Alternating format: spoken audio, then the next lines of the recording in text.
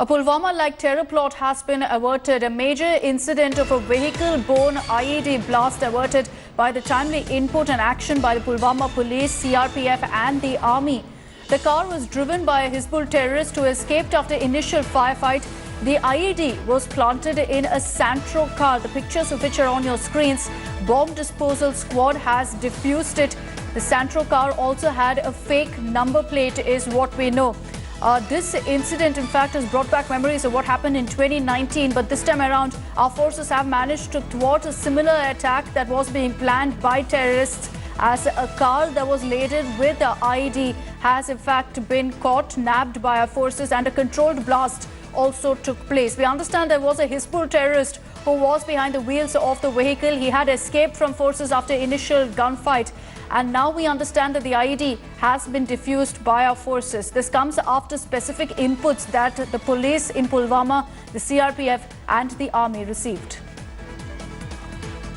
Shuja ul Haq joining us live from Srinagar. We also have Kamaljeet Sandhu for the latest from the national capital. Shuja, to you first. This particular incident, of course, brings back memories of what happened in 2019. Very similar modus operandi, but this time around our forces have managed to nab them before anything tragic could happen. That's quite right, Akshita. What we know so far is that the security forces already had a tip-off of such a there was input specifically about a car blast, and that's why there was a heightened sense of security all along this area. And now that this car was intercepted, we're given to understand that there was initial firing also, and the man who was driving it, a militant who is believed to be from Hizbul Mujahideen, apparently managed to escape. But this is definitely a huge success for the security forces, because they've been able to avert this huge attack.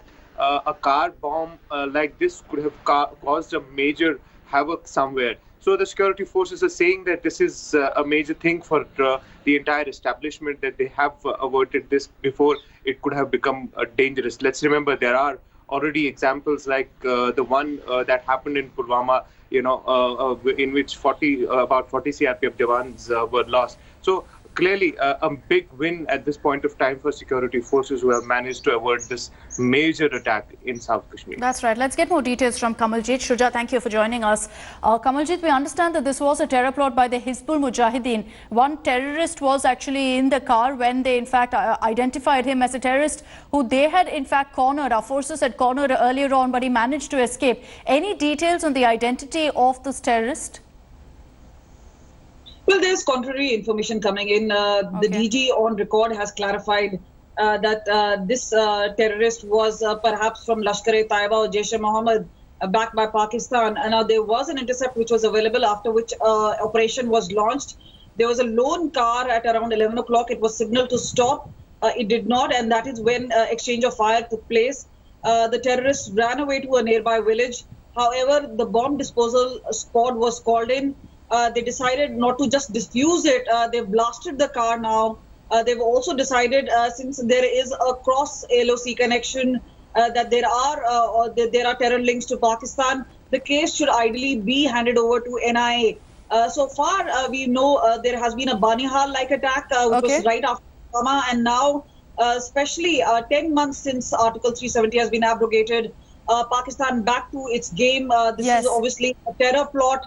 Kamaljeet, my apologies for interrupting. We're going to come back to you. Let's just play out the conversation that we had with the Jammu and Kashmir DGP Dilbagh Singh.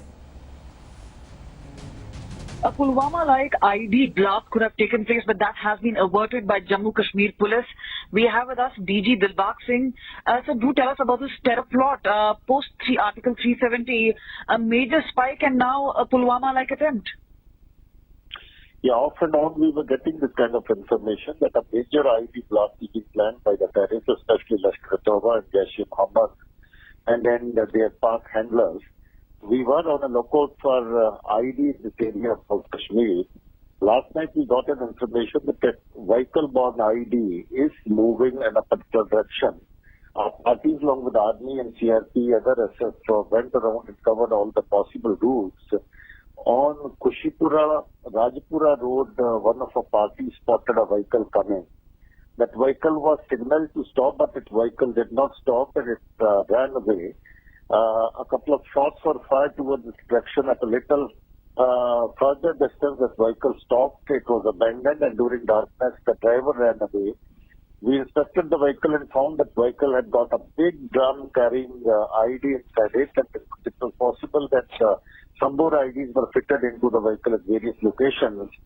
Since it was a village where the vehicle was abandoned, we had to be extra cautious.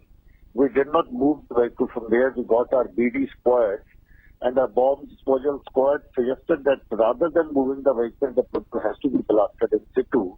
So early this morning, that vehicle was blasted in situ subsequently.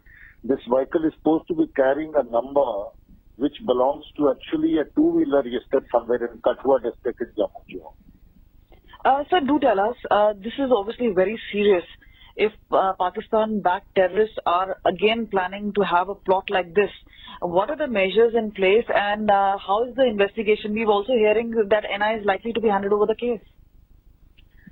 See, Pakistan has the cheeks to tell you even after the incident. Their own Prime Minister said that Pulwama-Type incidents could be repeated.